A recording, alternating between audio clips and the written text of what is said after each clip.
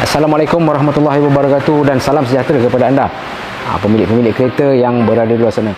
So, berjumpa lagi kita dan bertemu lagi kita di dalam sesi Q&A bersama dengan RBM Radiator ini. So, anda tanya, RBM jawab, yang membincangkan ataupun menjawab segala persoalan berkaitan dengan sistem penyejukan enjin kereta anda ataupun sistem radiator kereta anda.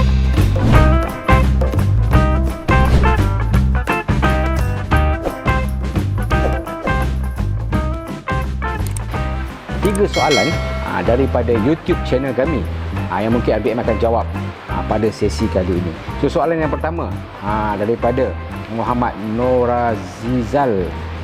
So kereta Satria 1.3, masalah air panas, naik masa jalan dan berhenti. Baru lepas buat overhaul. So, kata pemen kena tambah kipas radiator dan tukar radiator kedua layer. Sebabnya saiz piston sudah besar, sisi ke 1.6 katanya. Tolong beri penjelasan. So so ini juga sebenarnya banyak masalah-masalah seperti ini yang kita jumpa sebenarnya yang berada di luar sana, yang kemungkinan kepada workshop-workshop yang masih ataupun mekanik-mekanik yang baru yang masih belum berpengalaman. So dekat sini kalau yang apa RBM dapat boleh faham daripada soalan yang diajukan daripada subscriber kami di YouTube ni. So dia dah modified enjin kereta dia daripada CC 1.3 dia pergi kepada CC 1.6. So bermaksud dia dah tukar piston tu. So kalau dekat sini berdasarkan pengalaman RBM, so kebiasaannya saiz piston untuk kereta 1.3 dan 1.6 kebiasaannya saiz piston berbeza. So dekat sini mungkin apa yang terjadi terhadap kereta yang bertanya mengajukan soalan ni, so mungkin apabila piston dah besar, cylinder wall clearance dengan water jacket dia dah orang kata dah rapat. Itu yang mungkin juga boleh menyebabkan temperature kereta tinggi ni. So apa sebenarnya yang solusi yang perlu diambil jika nak menghadapi situasi seperti ini? So paling mudah standardkan balik, guna kembali piston 1.3 terhadap sistem radiator kereta anda. So daripada anda nak tambah kipas dua layer, kipas tambahan, so radiator kedua layer, so boleh, benda tu mungkin boleh akan dapat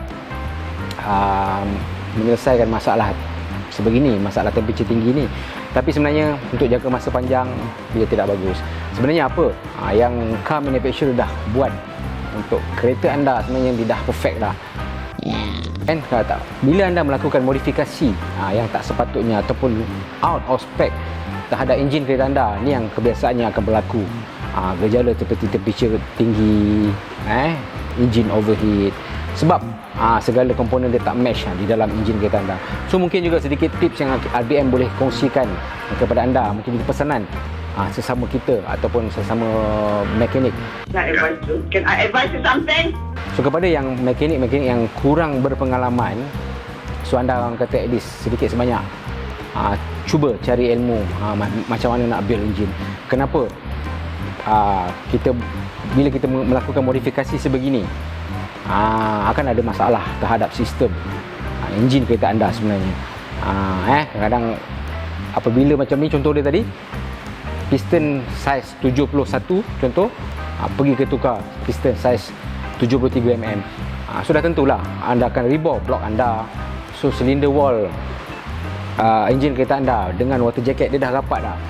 So apabila piston jalan tu yang heat transfer ke dalam water jacket tu, terlalu panas, tak sempat dia nak sejukkan. So apa rasanya pada pendapat RBM sendiri, solusi dia anda perlu standard membaliklah kereta anda. So itulah salah satu mungkin penyebab yang menyebabkan tadi temperature kereta anda naik ataupun air anda panas. Pada YouTube channel kami juga, iaitu Mantul Tepuk. Okay. So untuk kereta Proton Saga LMST, saiz penutup radiator yang mana sesuai? Contoh saiz standard dari kilang. So kepada untuk kalau kereta Saga, LMST, Iswara, kebiasaannya kereta-kereta lama ni. So untuk kereta ni dia akan menggunakan radiator cap 0.9 bar. Kebiasaannya kereta-kereta yang lama dan kebiasaannya yang menggunakan cylinder head gasket jenis carbon ni, kebiasaannya dia tak menggunakan radiator cap yang high pressure ataupun berpressure tinggi. Contoh macam 1.1. Okey, so kebiasaannya akan gunakan 0.9. Kalau untuk Saga LMST ni ataupun Saga ataupun Iswara ataupun Wira, kereta-kereta yang boleh dikatakan agak lama menggunakan 0.9 bar yang dikeluarkan oleh kilang kereta itu sendiri ataupun yang telah direkomend oleh car manufacturer kereta itu sendiri. So okey, kita pergi kepada soalan yang ketiga, iaitu nak tanya, boleh ke saya campur coolant Volkswagen VW dengan air bateri untuk radiator kereta VW? Okey, dan satu lagi, air bateri dengan air suling sama ke? So okey, ini juga boleh dikatakan banyaklah soalan-soalan sebegini yang kami di Admin Radiator dapat daripada pemilik-pemilik atau pengguna-pengguna kereta yang berada sana.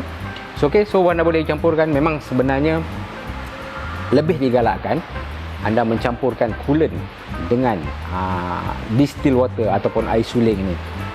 Okey, ini yang direkomend sebenarnya oleh pengeluar coolant. So untuk anda memang tak ada masalah, anda perlu boleh campurkan air bateri tak apa ni, distilled water ni ke dalam bersama dengan coolant anda, dengan syarat dengan ratio yang betul yang telah direkomend oleh pengeluar coolant itu sendiri. So dekat sini air bateri dan air suling sebenarnya sama. So proses untuk nak buat air suling dan air bateri ni sama. Tapi sedikit tips yang RBM boleh sampaikan, air suling dan air tapis tak sama. Sebab kalau anda faham betul-betul, proses penyulingan air dengan penapisan air dia berbeza. Tapi apa sebenarnya yang direkomend oleh pengeluar kereta ataupun pengeluar coolant itu sendiri, distilled water ataupun air suling untuk dicampurkan ke dalam sistem radiator kereta anda ataupun dicampurkan bersama dengan coolant kereta anda. So okey, ni jika anda tidak orang kata sukar untuk menemui ataupun mencari distilled water ni, so anda masih boleh menggunakan air pipe. Sebenarnya tak ada masalah besar, tapi dengan syarat ratio coolant kena betul, mixture coolant kena betul, kena tepat. Itu yang lebih penting yang anda perlu utamakan. Bukan anda sibuk orang kata air pipe tak boleh letak air tapis, air suling, RO water. Itu bukan sebenarnya masalah utamanya. Masalah utamanya kebiasaannya yang terjadi apabila sistem enjin kereta anda ataupun sistem radiator kereta anda berkarat disebabkan kandungan coolant ataupun ratio coolant tak cukup di dalam sistem radiator kereta anda, ataupun ada setengahnya yang lebih menyedihkan atau malang lagi, mereka hanya menggunakan air semata-mata terhadap sistem radiator kereta mereka tanpa mencampurkan sedikit pun coolant ke dalam sistem. Itu yang menyebabkan sistem radiator kereta anda berkarat dan akhirnya akan menyebabkan radiator kereta anda tersumbat dan menyebabkan temperature tinggi. Okey, dan seterusnya enjin kereta anda overheat.